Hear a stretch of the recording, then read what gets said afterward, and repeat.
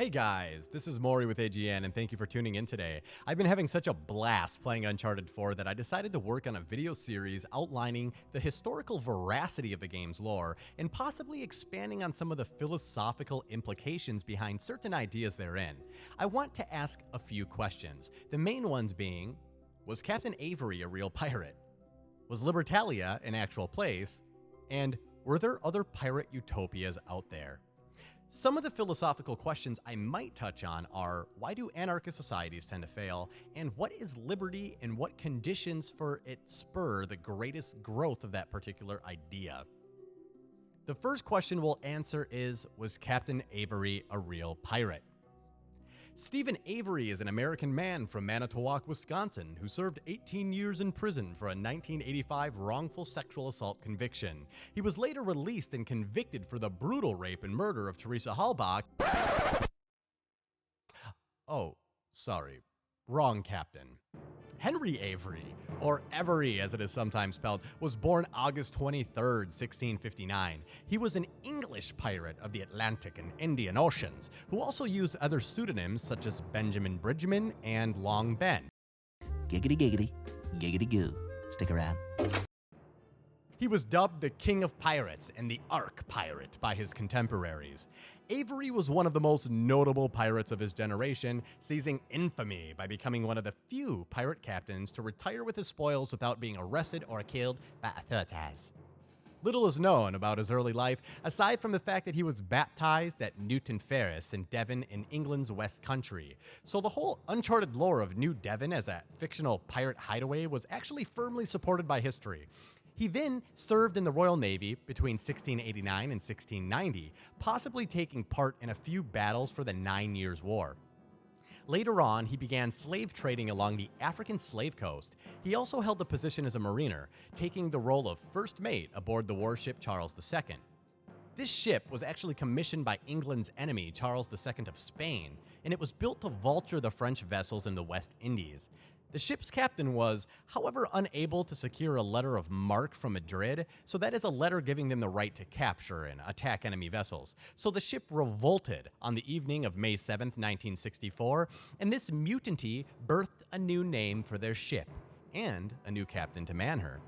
On that day, the Charles II became the Fancy, and the first mate Avery became Captain Avery, blossoming pirate in training, who soon thereafter plundered 5 ships off the West African coast.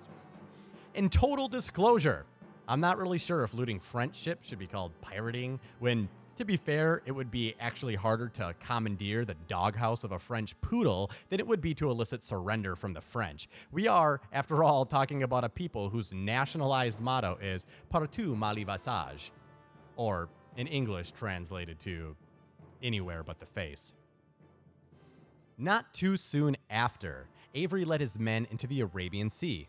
It was there that they happened upon a 25-ship convoy who were making their way to the annual pilgrimage in Mecca. This fleet included the treasure ship Ganwi Asawi and its accompanying protector Fateh Muhammad.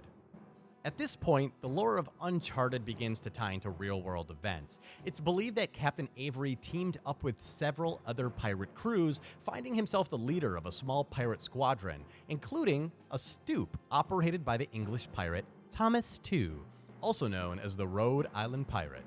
And no, we're not talking about Gina Romano either.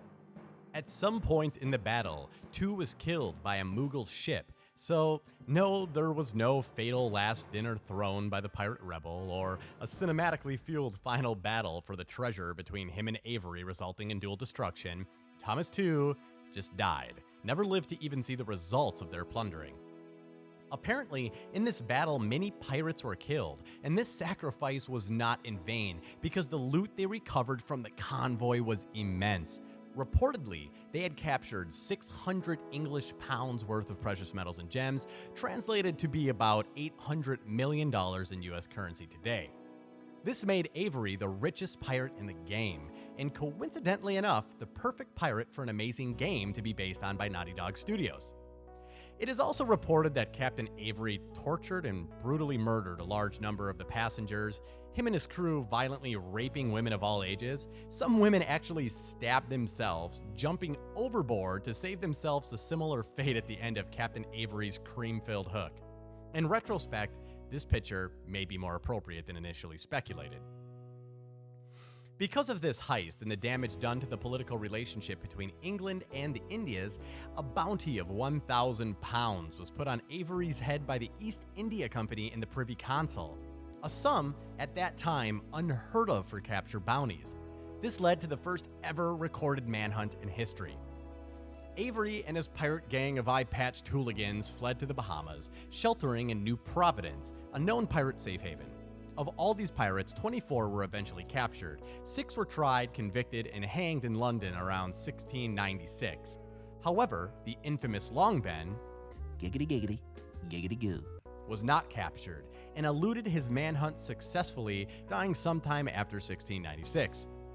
Colin Woodard, author of The Republic of Pirates, stated that Avery died penniless after trying to unsuccessfully launder his money through wealthy landowners, unable to even afford the cost of his own coffin. The revelation of these facts should make us all take a moment to consider the moral of this saddening story. The best things in life are free. But seriously, the real takeaway here is to just always be yourself, unless you can be a pirate, in which case, always be a pirate.